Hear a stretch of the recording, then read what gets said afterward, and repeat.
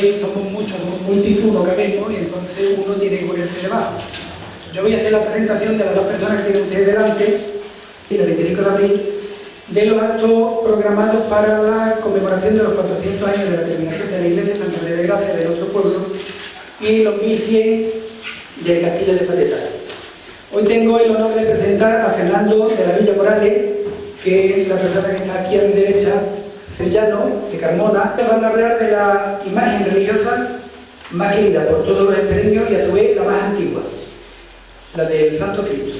Una imagen que ronda los 500 años, realizada por uno de los maestros más importantes de su tiempo en la imaginería sevillana, como fue Jorge Fernández, que como ustedes saben también es el autor de la tabla que está guardada en nuestra iglesia, el abrazo de San Joaquín y Santa Ana, ante la puerta dorada de Jerusalén. El pintor era Alejo, su hermano. Fernando de la Villa Morales nace en Carmona, a la que como historiador e investigador le ha dedicado buena parte de sus mejores años de investigación histórica. Es historiador del arte, especialista en escultura sevillana del siglo XVI, contando en su haber con una dilatada labor de investigación realizada en un gran número de archivos históricos de índole tanto local como regional y nacional, como por ejemplo el Archivo Histórico Nacional de Madrid, el Archivo General de Simancas, en Valladolid, la Biblioteca Nacional de Madrid, el de la Real Chancillería de Granada, etcétera, etcétera. Y por supuesto, gran conocedor de los archivos locales, en especial los de la ciudad de Carmona. Ha recorrido asimismo gran parte de los archivos históricos nacionales y de protocolos de Andalucía, como el de Sevilla, el de Córdoba, el de Cádiz, el de Málaga, el de Granada. Es autor de varios libros, casi todos relacionados con la historia del arte, como el Documentos Inéditos para la Historia del Arte de la provincia de Sevilla, del año 1993, que es a día de hoy una obra imprescindible para todo aquel que quiera acercarse al arte en la provincia sevillana. En el 99 publica la obra Carmona en la Edad Moderna, que es un buen compendio sobre el arte y la sociedad de esa localidad sevillana durante ese periodo, el periodo de la Edad Moderna. Más recientemente, en 2010, sale a la luz una nueva obra suya titulada La imagen de San Teodomiro mártir, patrón, hijo, ilustre y abogado de Carmona, publicado por él en el último ayuntamiento de aquella localidad en conmemoración de los 400 años también, a coincidencia, de la llegada de la reliquia del patrón de este pueblo, donde nos ofrece un completo trabajo sobre la devoción y el arte de esa imagen en ese pueblo sevillano. Contiene asimismo una parte dedicada al escultor José de Arce, ya que en el mismo libro queda atribuida y demostrada la autoría del... O sea, este autor, José de Arce, es el autor de la imagen. Asimismo es autor del libro El Santísimo Cristo de la Amargura de Carmona y el escultor Jorge Fernández Alemán, que es el mismo que es autor del Cristo, de nuestro Cristo de la Antigua. Es autor de más de una treintena de artículos en distintas revistas de gran prestigio en diversos ámbitos, como el Archivo Hispalense, el Archivo Español de Arte de Madrid, la revista Atrio, el Laboratorio de Arte de la Universidad de Sevilla, donde trata temas relacionados con la escultura sevillana y con nombres como Jorge Fernández Alemán, José de Arce o Alonso Cano. Recordad que Alonso Cano era el hijo del autor del primer coro que tuvo nuestra parroquia. Actualmente está inmerso junto con el conservador de bienes culturales Juan Carlos Castro Jiménez, su compañero en la mesa, en dos grandes proyectos de investigación titulados Ensayo para una catalogación, 4 nuevos crucificados del escultor Jorge Fernández Alemán, de próxima publicación, y además otra investigación de gran interés para la escultura sevillana hispanoamericana titulada El escultor Francisco Ortiz, discípulo de Fray Pedro de Gante, 4 Cristos salidos de la escuela del convento de San José de los Naturales de México. Textos de gran importancia donde se documentan y estudian los primeros crucificados realizados y traídos de Hispanoamérica hasta Sevilla. Ilustrísimos señor alcalde del Santísimo Ayuntamiento, señor concejal delegado de Cultura, señor cura párroco de la parroquia de Nuestra Señora de Gracia, señores hermanos mayores de corporaciones, de cofradías, asociaciones del municipio, que me imagino que algunos habrá por aquí, organizadores de los actos, ciudadanos, amigos todos de Estera, muy buenas noches. Antes que nada, quisiera agradecer a don Manuel Garrucho Jurado no solo sus palabras, sino también su invitación para que participáramos en estas charlas conmemorativas de esta gran efeméride, los 1100 años del castillo de Faquetar y de los 400 años de la fábrica de la iglesia de Santa María de Gracia, y que se están llevando durante este año aquí en Espera. Una de las grandes satisfacciones de la investigación histórica es la oportunidad que brinda al investigador de conocer lugares, de conocer personas, sitios fascinantes, y una de las grandes satisfacciones, como digo, derivadas de los estudios de la serie de crucificados que venimos estudiando desde hace ya varios años, es precisamente el habernos traído hasta aquí, hasta Espera. Y no piensen ustedes que pretendo hacer un elogio fácil, o lo que llamaban los retóricos una captación de la benevolencia de ustedes, sino que verdaderamente Espera es uno de los pueblos más hermosos de Andalucía por muchas razones: por su luz, por su arquitectura, por sus gentes, por su devoción especialísima al Cristo de la Antigua. Yo quisiera medir muy bien el tiempo y debo ser breve por dos razones principalmente. En primer lugar, porque las investigaciones que estamos aludiendo no están del todo finalizadas, con lo cual muchos datos, al no estar publicados todavía, no se pueden desvelar y algunos aspectos propios del estudio no están debidamente estudiados. Y en segundo lugar, a favor de mi compañero y amigo Juan Carlos, hoy que me acompaña en la mesa, porque su intervención es de una gran importancia, que ustedes verán más tarde dentro de unos momentos, sobre el tema que vamos a tratar. Desde luego, cuando estas investigaciones se den por terminadas y sean publicadas debidamente, nosotros, por supuesto, nos brindaremos para volver aquí. Y si es vuestro deseo, si es así vuestro deseo, impartiremos una conferencia, que voy a decir quizás una palabra un tanto grandilocuente, una conferencia magistral, ya que ya con todos los datos y conclusiones derivadas del estudio, incidir especialmente en el Santo Cristo de la Antigua. Al término de las investigaciones, lo quiero decir, tanto de Juan Carlos como la mía, si tienen alguna duda o alguna pregunta que hacer, pues nosotros con mucho gusto se la contestaremos. Intentaré hablar lo más brevemente posible y todo ello para situar un poco estas investigaciones, y voy a hablar de tres puntos, yo creo que tres puntos básicos. En primer lugar, hablar un poco del tipo de investigaciones que estamos realizando.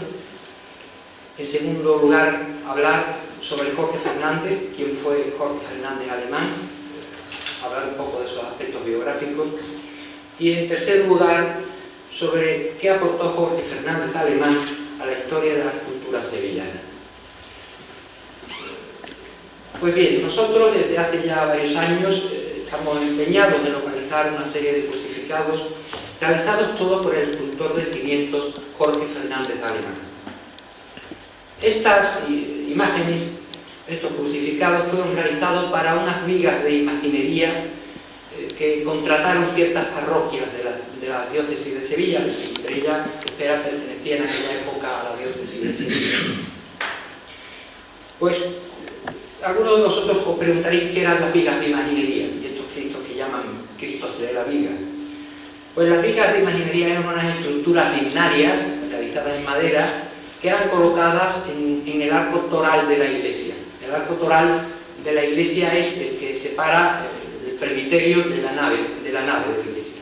Era una necesaria separación que existía en aquella época entre el lugar donde actuaban los presbíteros y el lugar donde estaba el pueblo.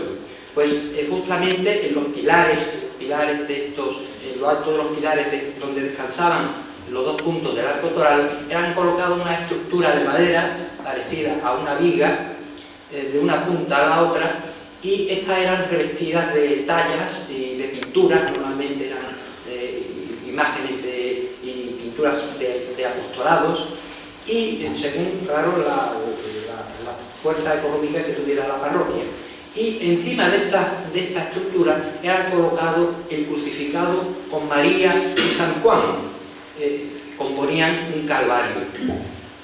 Bueno, estas estructuras tuvieron una dilatada vida. Ya en la época del gótico, ya inclusive al final de la época medieval, ya se devocionaban estos crucificados de esta forma, y ya en el siglo XVII, a finales, principios del XVIII, estas estructuras pierden su funcionalidad litúrgica y son desmontadas y eliminadas. Pero estos crucificados que coronaban estas vigas, por su gran devoción, porque eran devoción de muchísimos siglos, pues fueron conservados, se restauraron, se repolicromaron muchos de ellos y se volvieron a poner de nuevo al culto. Algunas de ellas, algunas de estos crucificados, inclusive fueron tomados como titulares de cofradías.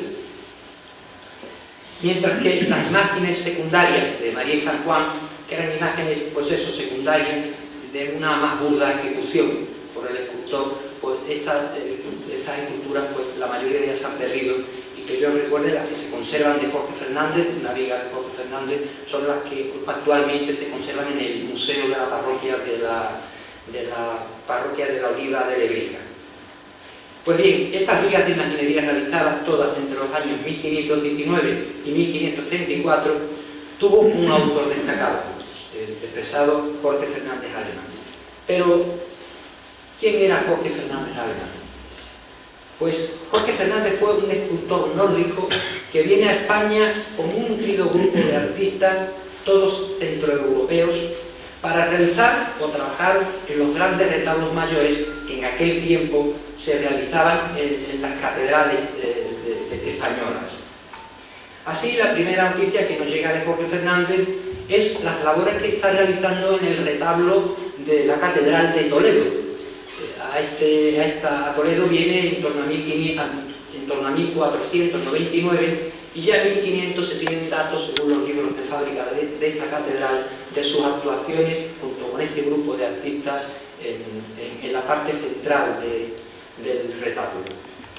Aquí conocerá y trabajará con nombres importantes de la escultura española como Rodrigo Alemán, Pedro de Gumiel, Cupic de Holanda, Felipe Bigarni, que influirán en él y en su quehacer artístico.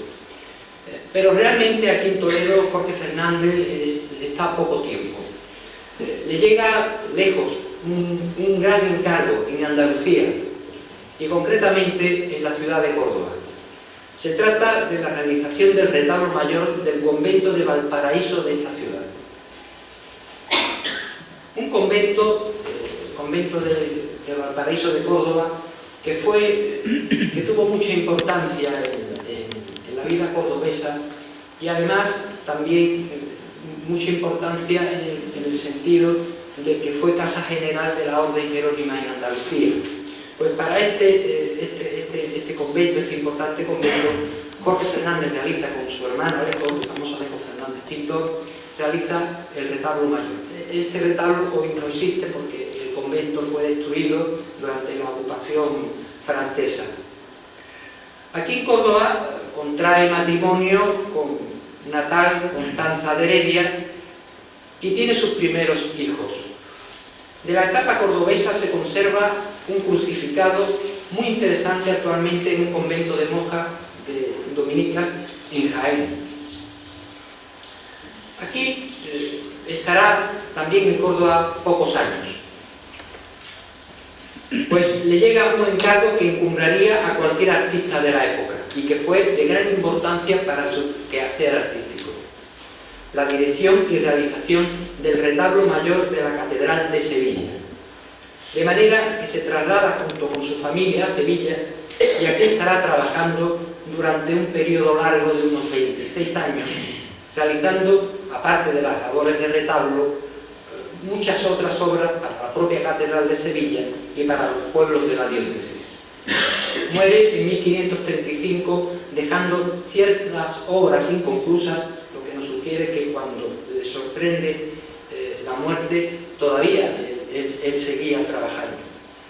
Hay que decir que en cuanto a la biografía de Jorge Fernández, hace muy poco un compañero, Jesús Miguel Palomero Páramo, que también está invitado a esta conferencia, ha publicado un documento muy interesante sobre Jorge Fernández, nada más y nada menos que su testamento, donde hay datos muy interesantes biográficos que se ignoraban. Esto en cuanto a la biografía, en realidad se sabe muy poco de él. Pero si pasamos un poco a los aportes que Jorge Fernández Alemán ofrece al panorama de la historia de la cultura de su tiempo, podemos decir que fue el verdadero creador de la Escuela Sevillana de Escultura, al crear unos prototipos escultóricos, sobre todo en el tema de crucificado, luego veremos, que tendrán hondas raíces incluso mucho tiempo después, incluso en el barroco. Bueno, pues ahora pasaremos a las diapositivas que tenemos preparadas. Bueno, en esta diapositiva, en esta vista, podemos ver un crucificado realizado por un gran escultor de finales del siglo XV y principios del XVI, llamado, que conocerán ustedes, Pedro Millán. Quiero que vean ustedes qué tipo de crucificado era realizado en Sevilla pocos años antes de la llegada de Jorge Fernández. Este crucificado está datado en el año 1503. Se trata del crucificado Cristo del Pedroso, de una localidad sevillana. Vemos la excesiva frontalidad en los volúmenes anatómicos, que es una característica muy típica. El paño, la rigidez de todo el cuerpo, también es otra de las características, donde no hay apenas movimiento, hay lo que llamamos poco realismo. El paño de pureza, muy amplio, de reminiscencias aún medievales, y el rostro sereno, sin crispaciones, parece que duerme plácidamente. Son crucificados muy goticistas, anclados todavía en el medievalismo escultórico.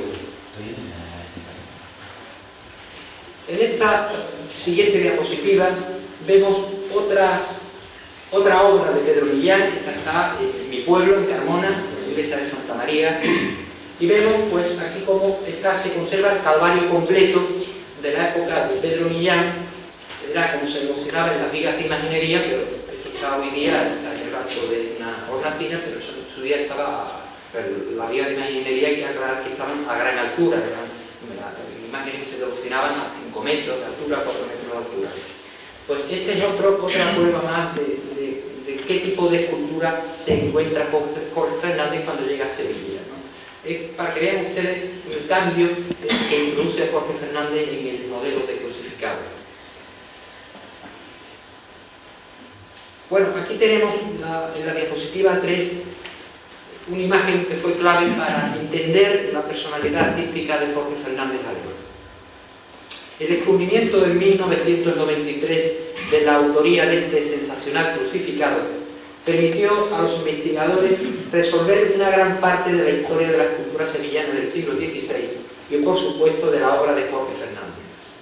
Una imagen en la que se basan todos los estudios referentes a la obra del mencionado artista y que fue felizmente restaurado no hace mucho en el Instituto Andaluz de Patrimonio Histórico, realizándose una labor modélica en cuanto a su restauración y que fue muy celebrada por la crítica y prensa especializada. Hoy, todo hay que decirlo, tenemos el honor de tener con nosotros aquí a la persona que llevó a cabo aquella restauración material y que nos va a hablar dentro de un rato, don Juan Carlos Castro. Este crucificado data del año 1521 y es quizás de los crucificados más goticistas en realidad de Jorge Fernández. Era el crucificado que remataba la viga de imaginería de la iglesia de San Felipe de Carmona y actualmente es una imagen titular de una gran devoción en Carmona que sale de santo. En cuanto a sus recursos compositivos podemos destacar pues, esa inclinación de todo el cuerpo hacia la izquierda, en a la derecha, perdón, en este quizá es el que menos movimiento tiene, ya he dicho que es el más goticista de los crucificados de Jorge Fernández, pero se observa claramente la inclinación de la cabeza también al mismo lado, las piernas ligeramente flexionadas a la derecha y arquea la izquierda hacia el lado de los pies. El tórax abombado es una característica muy definitoria de los crucificados de Jorge Fernández, que se estrecha al llegar a la cintura. Una idiosincrasia que yo pongo aquí, que yo digo, es el semicírculo para señalar el ombligo. Esto es como una firma de Jorge Fernández en su crucificado. Ese marcado semicírculo para señalar el ombligo. Yo le llamo la idiosincrasia de Jorge Fernández. Lo vamos a ver en los crucificados que traemos de muestra. No traemos todos los crucificados porque sería muy largo. Traemos una muestra de 3 crucificados para confrontarlos y, por supuesto, también el Cristo de la Antigua. El perizoma, muy importante también. En Sevilla no se hacía. La forma de trabajar el sudario de los crucificados, como hemos visto anteriormente, no tiene nada que ver, es del tipo nórdico, con pliegue horizontal, perfiles quebrados, profundos surcos y aguzadas crestas que salen por todo, recogidos por toda la parte central del sudario. La cabeza también es muy importante, donde podemos observar muy claras incidencias en cuanto a la forma que tenía de esculpir las imágenes, pues la expresión que es fundamental, la expresión más doliente, los ojos de corte oblicuo y su característica barba bífida de perfil ahorquillado, que es una característica muy definitoria de Jorge Fernández. También observamos la gruesa corona que se clava en la caja craneana, acentuando el patetismo del crucificado. Hay que decir que Jorge Fernández, con estos crucificados, introduce en Sevilla el verdadero Cristo doloroso andaluz. Es el Christus Patens, el Cristo que padece. Y esta es una de las aportaciones que también tendrá en la escultura barroca, inclusive. Entonces tendremos una muestra para que lo vean. Bueno, en la siguiente diapositiva vemos una imagen del crucificado de Carmona, donde lo comparamos un poco con el crucificado de la Antigua, de aquí del Pedro.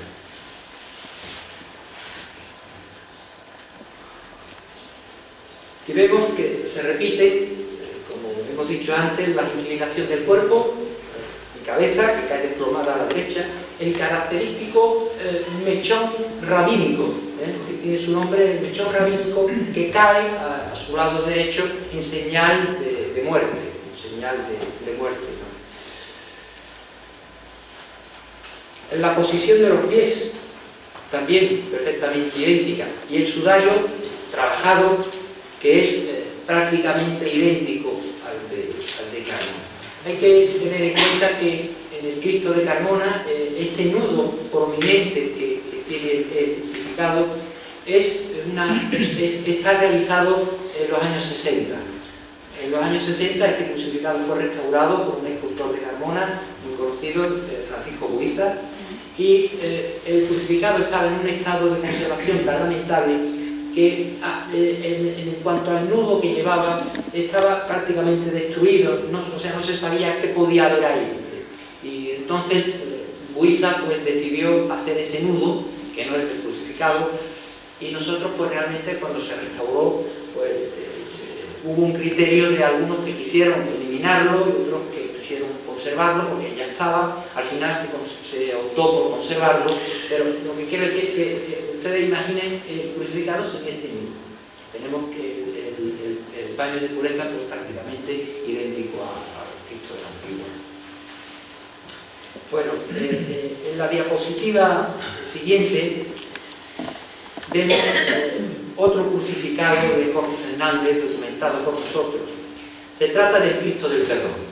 El Cristo del Perdón de la localidad pacense de Fregenal de la Sierra.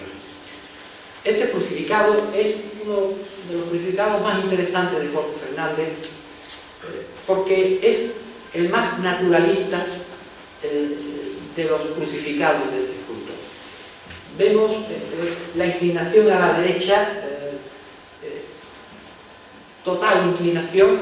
Si imaginamos el que hemos visto, por ejemplo, de Carmona, vemos que está en un Cristo un poco más vertical. Este Cristo realmente está trabajado de una forma naturalista.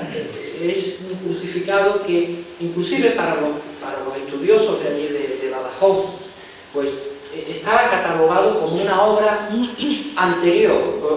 posterior, una obra que databa a finales del siglo XVI o ya en el siglo XVII, porque los recursos compositivos del crucificado preludiaban una modernidad que no era entendida entonces, pero es una obra de Jorge Fernández Remán. Y observamos los detalles, pues esos detalles naturalistas, como el desarrollo de la musculatura, que es perfecta, y además el sudario, de tipo nórdico también, hay que tener en cuenta que este sudario no está policromado, está repolicromado posteriormente, sería dorado, como los Cristos de Carmona y Cristo de la Antigua. La imagen, al ser repolicromada en el siglo XVIII, parece ser, pues ocultó pues, toda su paño original, ¿no? El paño original.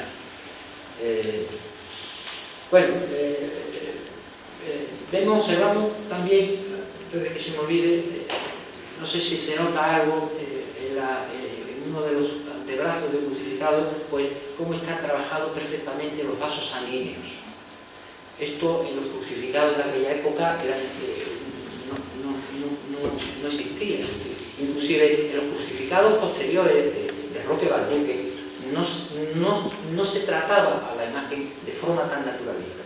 Y sin embargo, en el barroco pues, se vuelve otra vez a lo que Jorge Fernández en un principio ya había planteado a principios del siglo XVI. No sé si se observa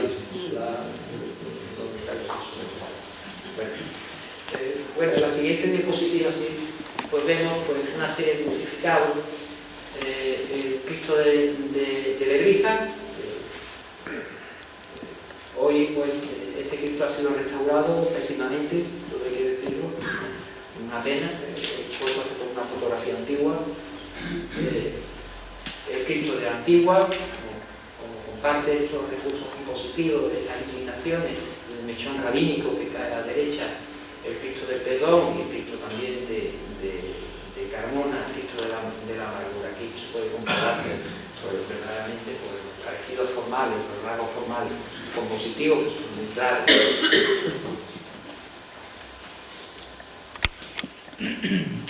Bueno, aquí pasa, gracias. El Cristo de la Amargura de Carmona, de 1521, el Cristo de Jera que está datado hacia 1525. Vemos también por lo mismo que decíamos anteriormente, por el parecido formal. Vemos aquí la arruga encima del ombligo, esta idiosincrasia que hablamos al principio, que son características de los crucificados de Jorge Fernández.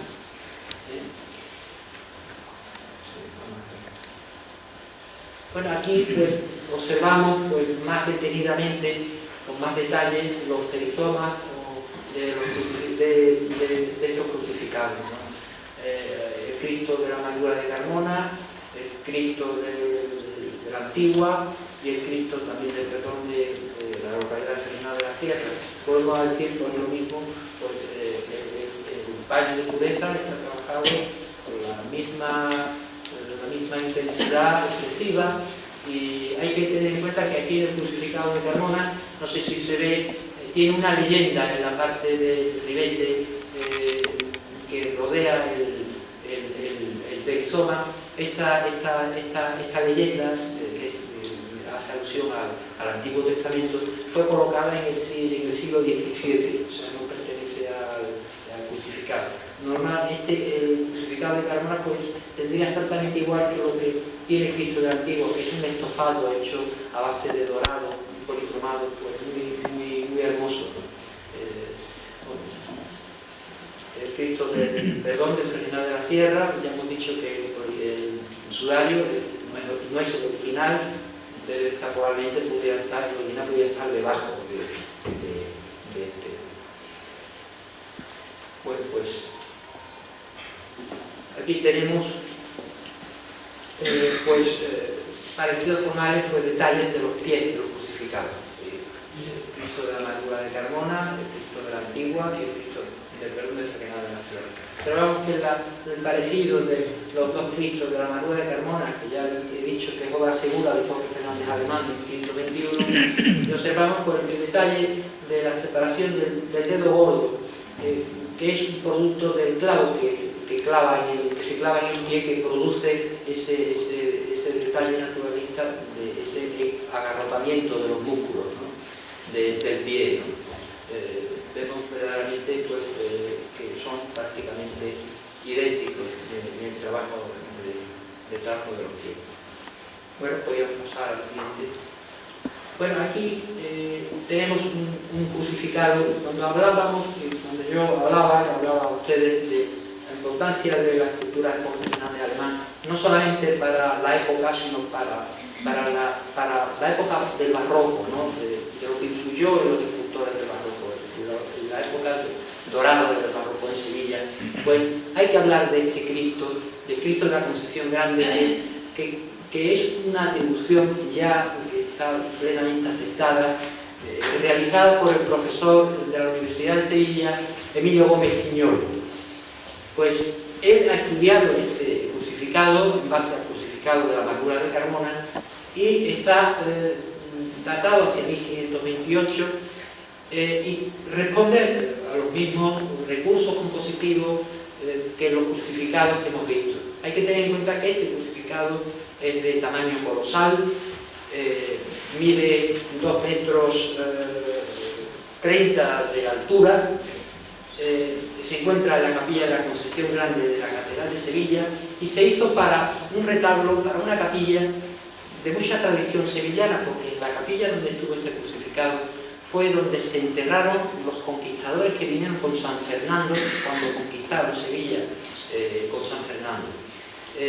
Entonces, este Cristo, según todos los tratadistas sevillanos, de Zúñiga, de Guerrero, todos coinciden que era el crucificado que más devoción tenía en Sevilla, inclusive más devoción que la Virgen de la Antigua, Tanto es así que cuando en el siglo XVII los restos de estos conquistadores que vinieron con San Fernando son trasladados a otra capilla y los promotores que compran esta capilla para enterrarse realizan un nuevo retablo en el siglo XVII y conservan el crucificado más o menos en el sitio donde lo tenían y por supuesto en la misma capilla. Esta escultura es una escultura monumental. Quiero decir que es una escultura que en Sevilla no se había realizado nunca. En Sevilla este tipo de imágenes monumentales, de estos tamaños colosales, no se había realizado. La siguiente imagen que se realizó en Sevilla después de este crucificado realizado por Jorge Fernández, tenemos que fijarnos en el giraldillo de la Giralda de Sevilla, de 7 metros de altura. Es decir, concebir esta imagen de este tamaño, verdaderamente en Sevilla era la primera vez que se realizaba. Por eso, cuando hablamos de lo que aportó la escultura de barroco Jorge Fernández Alemán, es buen ejemplo pues, de este imponente crucificado.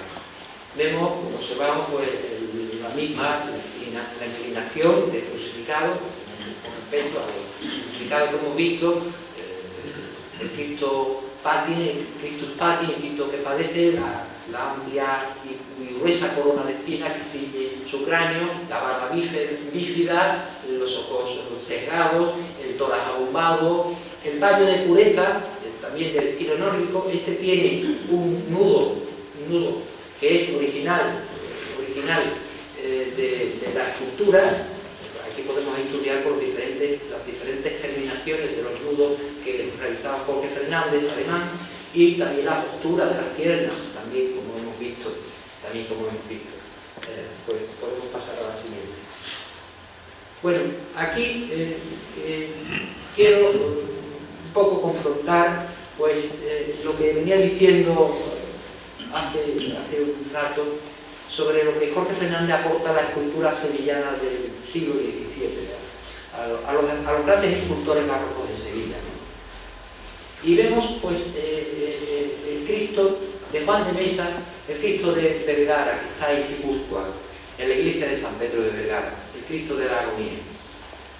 Este crucificado, todos los grandes investigadores y estudiosos coinciden en que el mejor de los crucificados de Sevilla no está en Sevilla, está en Guipúzcoa. Este crucificado imponente fue realizado para un promotor que estaba en Sevilla y lo contrató en 1622 para la iglesia suya de Vergara. Este crucificado es el mejor, está determinado como el mejor de los crucificados barrocos españoles.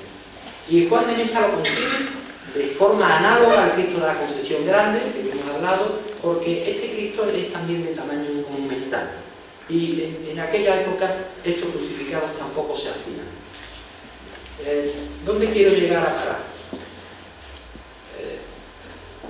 Pues estudiando estos crucificados, los recursos formales de estos dos crucificados, llegamos a la conclusión, y llegan todos los técnicos que lo han estudiado, que Juan de Mesa no podría haber tallado nunca este crucificado, que es de los mejores, o el mejor de los crucificados en barrocos españoles, de no haber conocido esta obra que realizó Jorge Fernández Alemán.